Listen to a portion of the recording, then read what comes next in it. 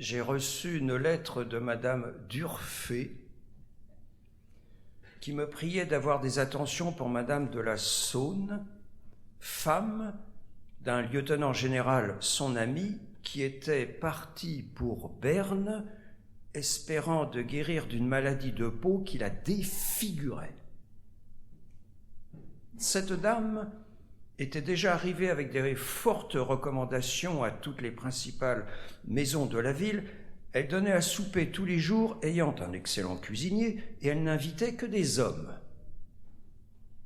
Elle s'était déclarée qu'elle ne rendrait les visites à qui que ce soit. Je suis d'abord allé lui faire ma révérence, mais quel triste spectacle!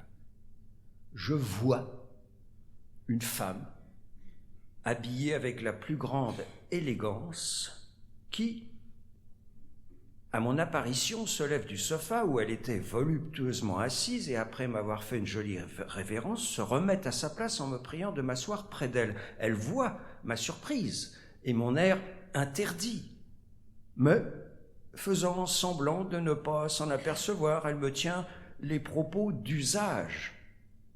Voilà comme elle était faite. Très bien mise. Elle montrait ses bras et ses mains jusqu'au-dessus du coude qu'on ne pouvait pas désirer plus beau. Au-dessous d'un fichu transparent, on voyait une blanche petite gorge jusqu'au bouton de rose inclusivement. Sa figure était épouvantable. Elle n'excitait à pitié qu'après avoir fait horreur. C'était une croûte noirâtre, affreuse, dégoûtante, un amas de 100 000 bulbes qui composait un masque qui lui allait du haut du cou jusqu'à l'extrémité du front, d'une oreille à l'autre. Son nez n'était pas visible. On ne voyait enfin sur son visage que 2 beaux yeux noirs et une bouche sans lèvres qu'elle tenait toujours entr'ouverte pour montrer 2 râteliers incomparables et pour parler avec un style très agréable, assaisonné de pointes et de plaisanteries du meilleur ton.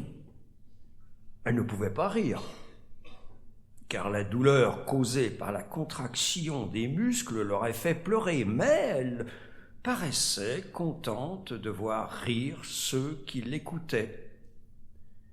Puis, malgré son pitoyable état, elle avait l'esprit gai et orné, le ton et la politesse de la noblesse parisienne. Son âge était de 30 ans, et elle avait laissé à Paris 3 enfants en bas âge, mais tout à fait jolis. Son hôtel était dans la rue Neuve des Petits Champs, et son mari était très bel homme. Il l'aimait à l'adoration, et il ne s'était jamais séparé de lit.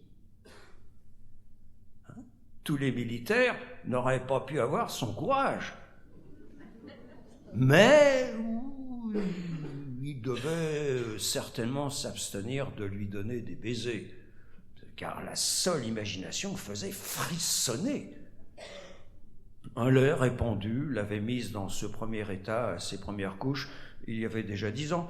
La faculté de Paris s'était évertuée en vain pour délivrer sa tête de cette peste infernale, et elle venait à Paris se mettre entre les mains d'un fameux docteur qui s'était engagé de la guérir et qu'elle ne devait payer qu'après qu'il aurait tenu sa promesse. C'est le langage de tous les médecins empiriques, qui n'a autre force que celle que la bonhomie du malade lui donne. Bon, quelquefois, ils le guérissent, mais quand même, ils ne le guérissent pas, ils savent se faire payer, démontrant facilement que s'il n'est pas guéri, c'est par sa faute. Mais dans le plus beau de la conversation que j'étais avec elle, voilà le médecin. Elle avait commencé à prendre son remède, c'était des gouttes composées par lui moyennant une préparation de mercure.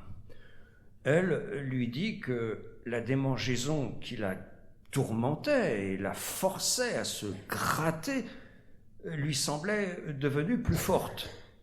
Il lui répondit Il lui répondit qu'elle n'en serait libre qu'à la fin de la cure, qui devait durer 3 mois.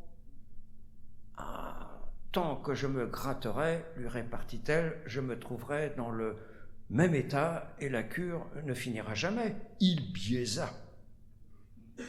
Je suis parti et elle me pria à son souper une fois pour tous les jours. J'y suis allé le même soir et je l'ai vu manger de tout avec grand appétit et boire du vin. Le médecin ne lui avait rien défendu. J'ai prévu et deviné qu'elle ne guérirait pas. Elle était gaie et ses propos amusèrent toute la compagnie. J'ai très bien conçu qu'elle pouvait s'accoutumer à voir cette femme-là sans se sentir rebutée. Quand j'ai confié à ma bonne toute cette histoire, elle me dit que, malgré sa laideur, cette dame pouvait, par son caractère, rendre amoureux des hommes, et j'ai dû en convenir.